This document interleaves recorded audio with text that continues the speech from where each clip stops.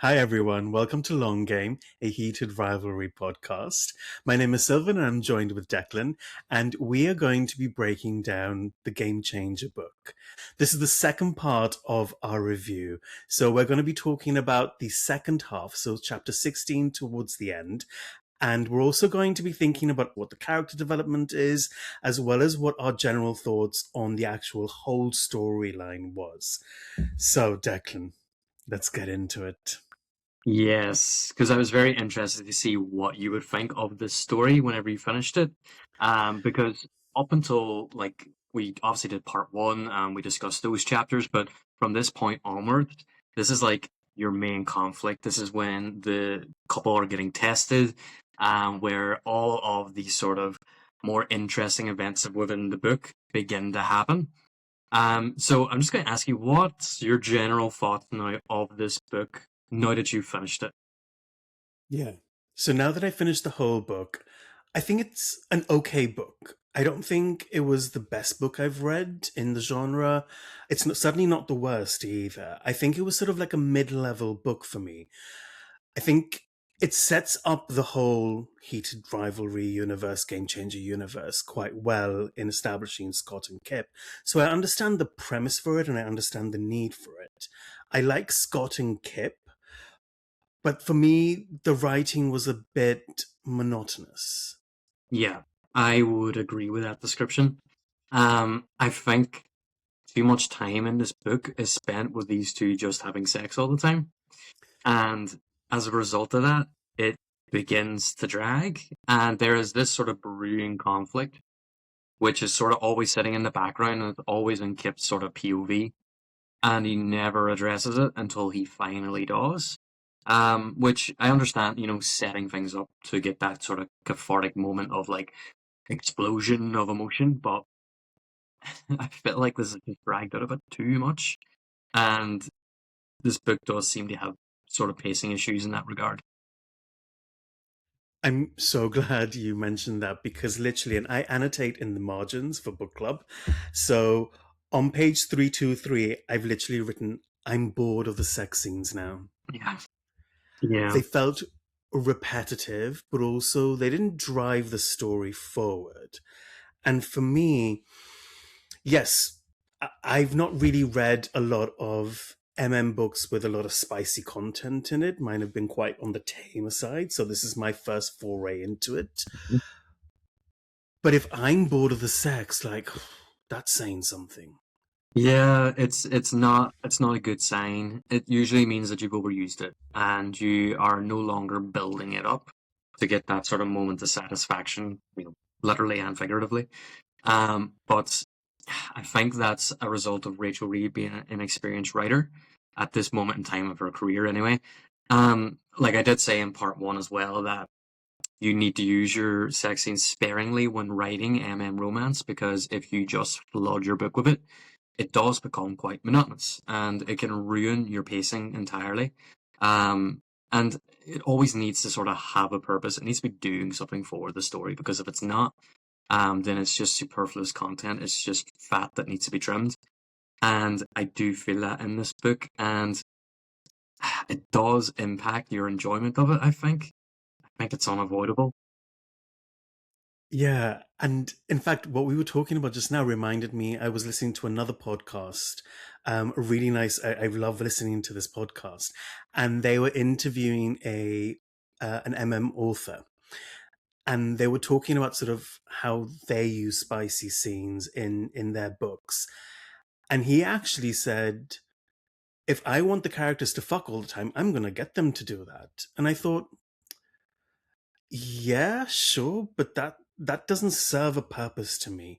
And I don't know, there was something about what they said that just didn't sit well with me. And maybe I'm more prudish than I thought I was. I thought I was, good Lord, I did not think I was this prudish at all. But I'm not sure I agree with that. I'm not sure I agree with just putting sex scenes for the Mm. sake of putting sex scenes in. Yeah, because then what you're doing is basically reading fan fiction about whatever topic you're talking about. Um, Listen, it's a fun aspect of books, and obviously it's a big draw of modern romance books, especially.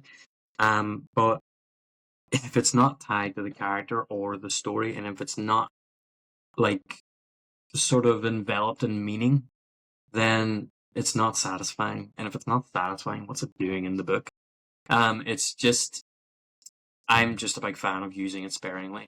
Like you can have books that have lots of sex in it, but if it's emotionally tied into the characters and to the stories, or if it's centered around the very themes of the book, then it can be a very important element, and you can have a lot of sex in it as a result of that. But it needs to be balanced out by the emotional weight that is giving to the story and to the characters and their sort of relationship developing.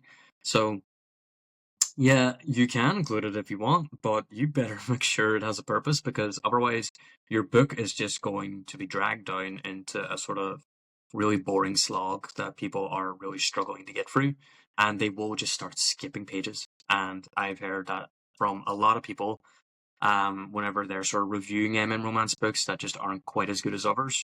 And a lot of them will say, I was just skipping pages at some points, which is really bad because they're skipping your writing and your story. Exactly. And in a way, I was thinking about comparisons to the TV show naturally. And I thought the sex in the TV show, and I know it's lifted from the Heated Rivalry book, so but I felt the sex actually told part of the story, especially when you have like a dom sub element for Ilya and Shane, and what the sex even looks like as they progress into developing feelings for each other. Mm-hmm. And I got that the sex told part of the story. I'm not sure that I got that with the sex scenes in the Game Changer book. Yeah, I feel like in the beginning, whenever they're first exploring and when they're first experiencing each other, it does have meaning and it does have a purpose. And I think that's why you'll find the earlier scenes are a lot better than the later ones. It's not just burnout, it's the fact that those earlier ones give meaning to their relationship. It's showing that they're developing and that they're growing closer, which is why they feel more like they matter. Whereas if you take the later ones, it's like, well, how many times are you guys going to tell each other that you love each other by having sex? Like at this point, nothing new is happening. You're sort of just doing it repetitively.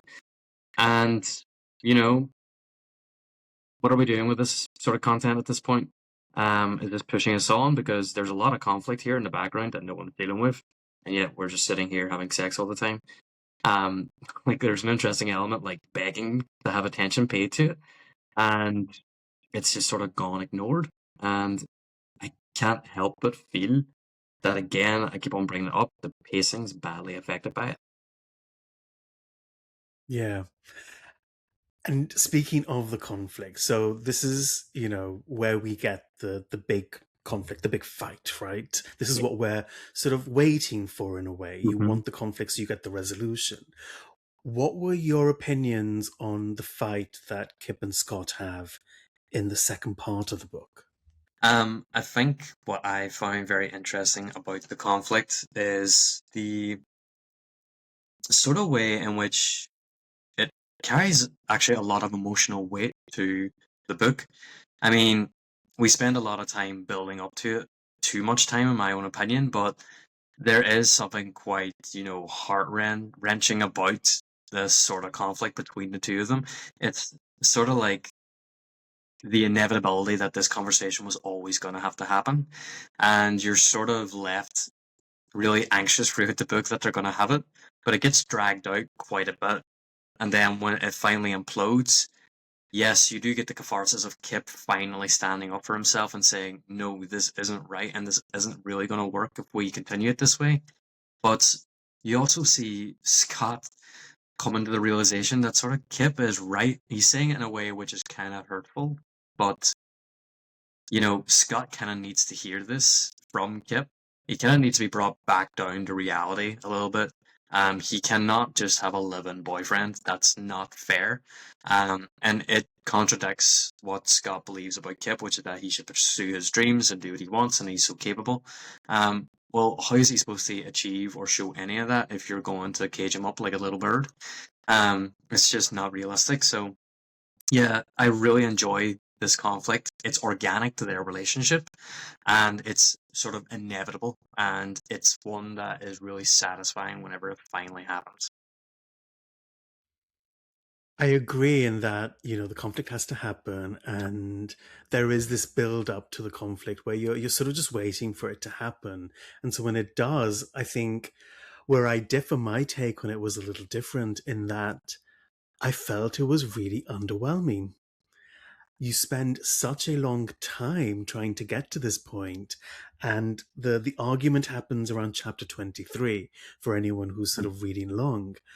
And when it does happen, it only happens because Kip has withdrawn so much that Scott is almost in his anxious attachment, just really rallying after him and texting him, "Are we okay? Are we okay? Please talk to me." And Kip's like, "I need space." So, I mean, I don't think Kip is communicating very effectively, but nor is Scott responding well to that type of communication or lack of. And so for me, the argument was like almost one of the shortest chapters in the book. It's like 3 or 4 pages, and I'm literally holding it in Mhm. my hands. And I was like, really, really, that's it? Like we spent the whole book to get to this point, and that's the argument that you're going to have? Mhm.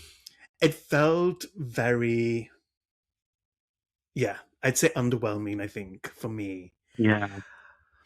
Now, where did you stand on the makeup or the resolution? Mm, I feel like it's almost like someone gave him an electric shock, um, to like jump or kickstart his life. And Scott suddenly goes from 0 to 100. Like he goes from "I cannot be seen anywhere with you" to "I want to be seen everywhere with you." And I suppose that's kind of exactly what Kip was looking for. He was looking to shock Scott into realizing that you can't really continue living your life like this. And I don't really agree with the way that Kip's gone about it, um, or the way in which there is something a little toxic about what happens here. Um, there is unintentionally, I think, a very, I'm going to use the word, abusive dynamic that's presenting here, where you have one partner who expresses unhappiness and another partner who is completely unaware and uncaring of their needs until that person decides to leave. And then when they do leave, it's all of a sudden love bombing. So it's all this stuff. It's no, no, I am going to look after you here and I'm going to make all these changes and I'm going to do all these things for you and look how much I've changed. And it's, I was getting flashbacks to like previous relationships where the person tries to reel you back in, only for you to realize that this is just going to go back to the way it was again after 3 months. And I don't know if I'm just speaking from a point of view that's specific to me or if it is just in the book that this is something that Scott's doing. It wouldn't surprise me if we went back to, like, if this was based on like a real life story, if we went back to them 3 months later and they were experiencing the same issues and then Scott retreats again. Now, obviously, this is fantasy and it's fiction and that doesn't happen, but the way in which Scott responds to the breakup with Kip, like, it's either done out of complete and utter love and affection or it's a manipulation. And I can't help but feel it comes across like that. Even though they do have a happy ending and their relationship's very nice and positive, but it just got icky vibes about the way it was sort of resolved. And yeah, that's sort of where I sit with that. I think you're speaking from an experience that a lot of people will resonate with. And I think that's really true to the story as well. I like the icky vibes because for me, when you were talking about when they break up, I was like in my notes, I'm like, did they actually break up though? Because they have a fight. Kip walks out. And I know I'm looking for a we're broken up moment or for that to be communicated because it isn't communicated. And what happens is Kip goes to the bar, flirts with Kyle, who Can I just say, I don't know, I can't remember the actor who plays Kyle in the TV show, but Kyle is so attractive in the book. Like, he goes to Yeah. Columbia, he's smart, and in a way, Kyle is the one who points out to Kip, wait, you had your first argument and you walked out? And so for me, I'm thinking, did they even break up? They had an argument. They didn't break up, really. Like, this is bringing back the whole, Ross and Rachel, we were on a break thing from Friends again. And maybe I'm traumatized from that episode. But what happens later is actually Kyle and Kip kiss. Mhm. Yeah. Where is that memory in the resolution? Nobody goes up to Scott and says, hey, by the way, Kip kissed Kyle, or the other way around, Kyle really kisses Kip. Not, it wasn't mutual, of course, but still, they kissed. So this is where I am feeling really torn about the whole argument. Were they broken up? And then the resolution feels really uncontained in a way, because what actually happens for me in the book is they say, I can't live without you. Yeah, same. Let's deal with this later. And it's like, wait, hang on a minute. So your resolution is let's deal with this later? Yeah. Which speaks a lot to what I was saying about like toxic relationships. That's a better word than abusive. Toxic relationship where you break up over a problem, you love bomb each other, or one love bombs the other, and then you pull it back again, and you just repeat the cycle over and over and over again. I can't help but feel that that's the destiny of this relationship until obviously Scott makes the public declaration of his love in front of everybody. But so many of the ways in which the two of them are dealing with this conflict are just really wrong. Kip is not being direct, he's not communicating, and as a result of that, things get confused and Scott doesn't understand. Scott needs to like wake up and smell the flowers. Like you cannot just abandon your partner for months at a time, or well, days at a time, weeks at a time, neglect them in pursuit of your career. Like you're either committed to someone or you're not. You bring them along on the journey or you don't. And it's no wonder that Kip feels so left behind. He feels so lost and he feels like he's just this plaything that is just there to make Scott happy rather than to pursue happiness as a couple. And I can understand him being like that. And I also understand that Kip's quite young. And so he's not always going to sort of process things in a mature way. Like a more mature person would have just contacted Scott and says, listen, um, this is not working for me. I cannot just be someone who stays at home waiting for you to get back. You are distant. You're not paying any attention to me. And if you want to make a relationship work, you need to put the effort in. And yeah, he doesn't communicate that in an effective way. So what you end up with is this sort of blow up where their relationship is just sort of tossed in the trash can very fast. And Kip decides that the mature thing to do then is go and flirt with another guy. He doesn't mean to kiss Kyle, but he sort of does let it happen as well. And the whole thing is just, ugh, it gets that sort of vibe. It's like neither of you are sort of like dealing with this in like a halfway decent way. And I feel like you're just going to slap each other together because you're in love and we'll just work out the rest. Which again, like you said, that's not resolving the problem. Like, yeah, hmm, I don't know. So my question is then, did Kip cheat on Scott? Oh, Because no one's talking about it in the book, and no one's talking about it online. I've not seen any discourse about this, which is why it shocked me when I read it in the book. And I get that it's probably like a peck or whatever, and different people have different, barometers of whether that's cheating or not, and some people have a high barometer and lower, and that's fine. There's no judgment in that, but no one's talking about if Kip cheated on Scott because they're so in love and they make such a lovely couple, and they absolutely do. But how honest is this to have a resolution and have that lingering?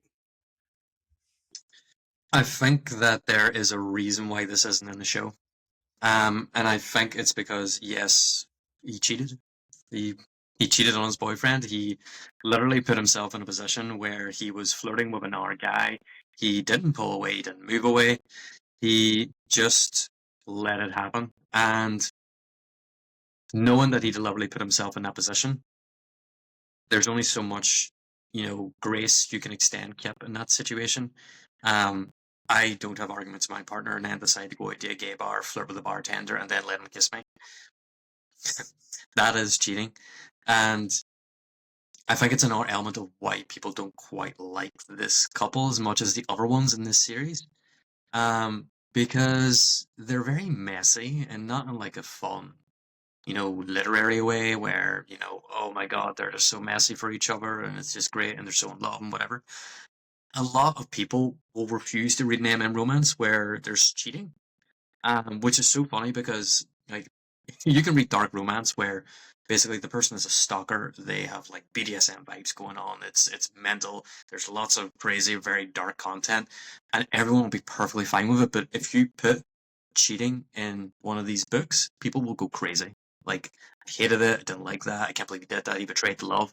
Because you're not trying to ultimately get a story that leaves you dissatisfied or despondent about love.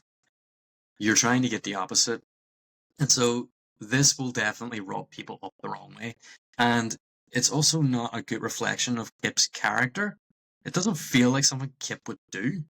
And so there's like an incongruence there as well. I think that whole thing is just something that should have been cut out of the drafts. Um, should not have been a thing because it doesn't work in a story in a story that's trying to keep it as simple as this. Yeah, I agree. I agree that the writing in this doesn't seem up to par in that they use the kiss as a realization, oh, I want to be with Scott kind of thing. And so for me it feels quite lazy in a way. That's a lazy way to resolve conflict, to get a realization. But also one thing you said there was Kip lets it happen. Now, and it is unlike Kip, I agree. But what's not unlike Kip is that Kip lets everything happen to him. Good Lord. I mean, he becomes basically a trad wife for Scott. Scott, that's what Scott wants anyway. Kip is Mhm. more than happy to sort of think, well, what if I just stayed at home? What if I let him pay for stuff? What if, and ultimately Kip doesn't go along with that, but Kip just is very passive in that way, and not in a sexual way, but in a he allows things to happen to him. There's no agency sometimes. And I think that's what irritates me about Kip. And that's what irritates me about Kip allowing someone else to kiss him. Yes, and you hit the nail on the head of why I gave this book a low rating when I first read it. Kip is a passive character. Everything happens to him, and he is not active about anything in his life. Even his own education, it's not him that's pushing himself to better himself, it's his friends and his family. He is completely happy to just be swept along by other people's ideas. And this is fine when he's with Scott, because he gets swept up in the romance of it, of the first love, of all this, wonderful feeling. And he only really wakes up whenever Scott withdraws it. And it's only when he's like, oh, I'm not getting this anymore, so why would I stay here? It's it almost feels like it's ultimately not even about Kip deciding to do better for himself. It's that the thing that he was giving himself up for is now being withdrawn because Scott's not here. So it's not a great reflection on him as a character, you could say. But yeah, I definitely take your point. I think you've hit something there that I hit upon in my first read of this, which is that Kip is far too passive as a protagonist, and he doesn't feel like he has his own sort of agency in the story. He just sort of goes along with whatever characters want for him. Exactly. And in a way, the comparison to Elena moving to the West Coast. Even Maria moves on from Straw and Berry. She goes to Starbucks. Like, it's that comparison that almost feels like it compels Kip, like, wait, everyone's moving on with their lives. What have I been doing? I've just been fucking Scott Hunter for the past 3 or 4 weeks. Yeah, there is a real lack of motivation for Kip that is bothering it because all these people, like you said, like you can't help but compare him because Rachel Reed has made it very clear that these are his peers. He is, you know, he is in their social circle. They're achieving all these things, and literally Scott, his partner, his counterpart, is literally winning. He's on a winning streak. Like he is achieving his dreams. He's going to reach his goal. He's going to win the cup. And Scott Kip is just sort of sitting at home, twiddling his thumbs, doing nothing but waiting on an interview result to come back for like 90% of the book. That's not interesting. That's boring. And it's not, again, good for pacing. So I feel like this book is relatively short, but it feels longer than it actually is because there's just not enough happening. And I noticed it more prevalently now in this reread because I've read the other books and the pacing is much better in those, and the characters are doing much more and dealing with a lot more, and they're more layered and more complex, which is obviously makes sense. This book came before all of them. Rachel Reed has progressed as a writer, but I cannot help but go back and think, oh, this book is just, yeah, there are better decisions to be made here. I completely agree. And in a way, I think where it does get better is where, you have the chapters where Scott comes out to his teammates. And then you have Scott going to Kip's house and they end up having dinner. And those chapters very much mirror.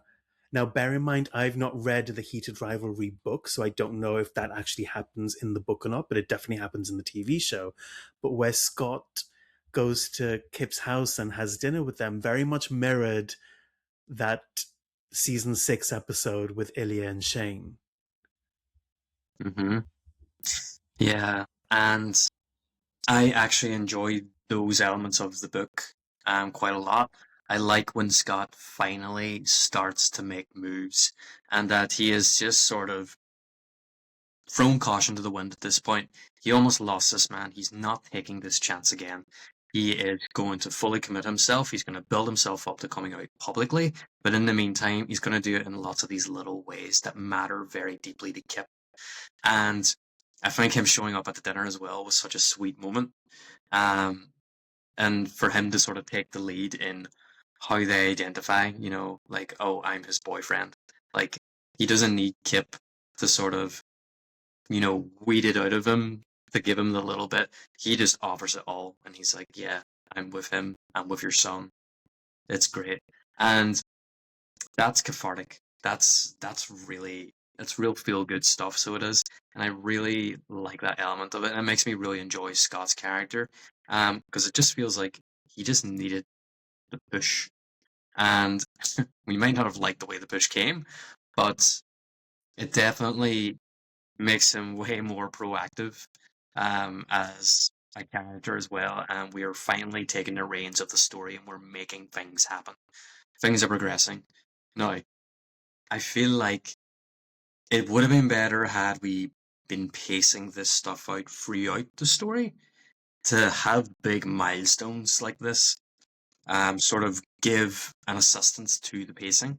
So, like, let's have Scott, you know, introduce himself to Kip's parents, like towards the sort of near the conflict point, and let's have him overwhelmed by the idea of it. He's still doing it out of a place of love. He's still doing it for Kip, but it causes him to want to withdraw a bit because he's afraid of pushing it further. Like he's not ready to push it further. Like that would have created a moment of catharsis for the reader before getting into the drama of the breakup and then even more catharsis after they get back together. So, yeah, just a little opinion of mine. I so agree, and I would have been a lot more invested in that story because by then, the family is not involved, but the family is aware. There's higher stakes because right up until their argument, I'm going to call it, nobody apart from Elena really knows. There's nothing to lose really, and so Yeah, having nothing's been built up. Kip. Exactly, there's nothing to lose. And so having Scott in your pacing of events, meet the family, get more involved, means a lot more now because there's emotional weight. Yeah, and like I need to preface, I'm not a writer. It's very easy to look from the outside and give your opinion on someone else's art, which is why I always give sort of props to writers, particularly newer ones, and just make it clear that, you know, anything that they have written is better than anything I have because I've written nothing. So while I am giving opinions that um, mean that I don't necessarily enjoy everything about a book or a piece of content that I'm consuming, um, you know, I do still, you know, have a lot of, respect for writers and what they're doing. I just need to make that clear because I'm aware that I think the general consensus for me and you is that we didn't really enjoy this book all that much. We liked a lot of elements of it, but we weren't really in love with it. And I almost feel like we should have had this disclaimer at the top of the episode before we started bashing this book. But you're right. There is a lot to be said about writing a book rather than critiquing a book. But one of the things I wanted to ask about, and one of the themes that comes up in this book, is that Scott is very much coming out for Kip. And I think that's where my grievances also lie, in that for me, I've always believed that you don't come out for somebody else, you come out for yourself. Because at the end of the day, you are your own person. And as good intentions as somebody else might have, you don't know if they're going to stay. And so you need to be okay in yourself to come out for that reason alone rather than for somebody else. And I wondered what your thoughts on that were. I would tend to agree with you. Um, I do think that it's very important that you do these things in your life for the right reasons. Whenever you're ready and when you're equipped to deal with it. Sometimes things can be like catalysts for wanting to come out. Such as maybe meeting the right person is a big one. Um, and in a lot of cases, it is about just getting new perspective on your life. Like, what do you want your life to be?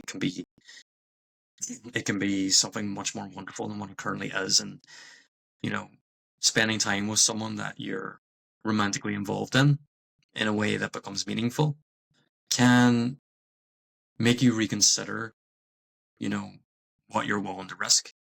Um, Now, in terms of pressuring someone to come out whenever you're in a sort of like secret relationship, that I definitely don't agree with. Um, Especially if that person's life would massively suffer as a consequence of it. At that point, you need to prepare for that. Like, you need to be ready for that. You need to feel secure in yourself to make a decision like that. And so, while I do think that people should come out for themselves, I think sometimes when you get into a relationship with somebody like this, it can give you a new perspective on your life that makes you want to come out, not just for them, but for you too, so that you can try at finding love in a meaningful way that doesn't need to be kept in the shadows. It can be in the sunlight. Yeah, I can see your perspective and I see where you're coming from. I think I'm just chronically single and I do things way too independently, so there is no way I would have come out for another man, honestly. But I can see your point and I don't want it to feel judgmental Mhm. to other people who might have come out for the same reasons Scott did. So yeah, I backtrack a little. Yeah, Fair I mean, enough. everybody is unique in a sense. Like, your personality will very much dictate what sort of pushes you to want to come out. So it's a very unique experience to everybody, I think, and I don't think anyone ever does it the one same way. Like mine was funny, um, and I was welcomed with open arms, and that was great. But a lot of people will have a completely different experience and different families and stuff. So when you think about a person's sort of past and how they've been molded by their experiences, then I suppose there's no real right answer for anybody. It's just whatever happens to suit your circumstances and your own personality. Yeah, that's interesting though. Yeah, and we definitely speak about sort of coming out a little bit more in one of our previous episodes. So do check that out because we go into a whole deep dive into that. I think it's where we talk about the TV show episode 6, part 3. Now, coming back to Game Changer, I think what really redeemed the whole story for me was the epilogue. For me, the epilogue really saved the whole story and left me sort of kicking my feet under the table. It gave me those kinds of like giggly kind of vibes. And you see here Scott and Kip and his teammates at the gay club. And Scott is finally able just to dance with Kip openly, freely, without prejudice, and in a safe space. And this is why we've talked about, gay bars and gay clubs being safe spaces. And this is exactly the reason why. So for me, this epilogue really just saved it. What were your thoughts on having Ilya come back into the epilogue? Well, it's obvious that this is setting him up as the sort of next character study for this. He's obviously going to be in one of the next books, and it drops that little hint, that little idea that, wait a minute, what are you doing here? And it's very tongue in cheek. I like that element of it. I actually really, really, really like book Ilya. And the more I like reread over what I've sort of read before, I just grow to like his character even more. And I like that this is such a very cute moment because Ilya tends to pop in and out of these stories quite often. And he's always there for like a little cameo. And so I like that this is his sort of first one, and the first one is a hint at the fact that he himself might be something not always straight. So I think it's a great setup. It is a really nice introduction to who the next couple is going to be. And yeah, I just thought it was a nice little cameo, and it's a start of sort of like a trend of him sort of appearing in and out of people's stories throughout the series. That's interesting. So I'm looking forward to seeing how he pops up in everyone else's story then. So my question to you is, when we were talking about the physical differences between some of the characters in the book and the TV show, I wanted to ask if you could recast the TV show according to the book characteristics, who would you have casted for these characters? Not that we don't love Okay, Francois yeah. and Robbie. We love them. Let me just preface that. So we're looking for a very good looking, tall, muscular, blonde guy for Scott, who's relatively young. So maybe, mm, oh no, this is hard. This is a difficult question. um, I think Kip could be like, who's the guy who plays Hannah Montana's boyfriend towards the end of the series, and he has brown hair. I think his name's like Riley or something. I can't remember the actor's name, but he swings into my head for some reason. Anyone who is cultured like I am will know who I'm talking about. Um, and then the blonde guy, um, he would play a good Scot, nice, kind face, very sweet, um, but also very muscular and handsome. And maybe like young Henry Cavill with his hair dyed blonde. I think that would be a nice one. Henry Cavill from the Tudors. Henry Cavill from the Count of Monte Cristo. Ooh, interesting. I haven't seen that one, but I'm getting the vibe. See, for me, I think they really nailed Kip's casting. Like, it's exactly who I would have imagined. But if I had to Yeah. cast a blonde Scott, I would have gone for Nicholas Galitzine from Red, White, and Royal Blue. That's who I Ah, pictured that's when I actually saw a really Scott in the good book. one. And I know it's another queer love story, but if you see him in He-Man now, the guy is jacked. That is one of the movies I'm waiting for this summer. But a little bit of Red, White, and Royal Blue Nicholas with the bulk of He-Man. Mm. Yeah, I think that would work. I like that. Or I just have a crush on Nicholas Galitzine, probably. But we're gonna wrap it up there. Dublin, I tend to give a star rating with my books. I would give this one a 3.25 out of 5. That's my own personal rating. And honestly, it goes up and down depending on my mood. But if you were to give this book a rating, what would you give it? I didn't know we could give points of a point. That changes things. I think I would give it a 3. I think that's fair.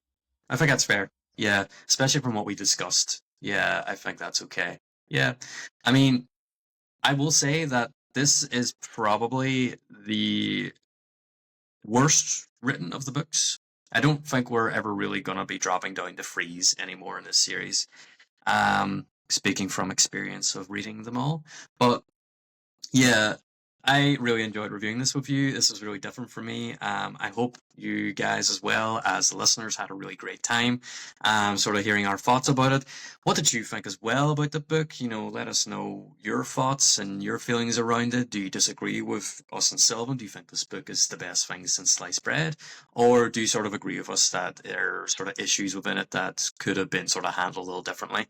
But guys, thank you so much for listening. Also, check out our book club as well. It's the Long Game Podcast Book Club.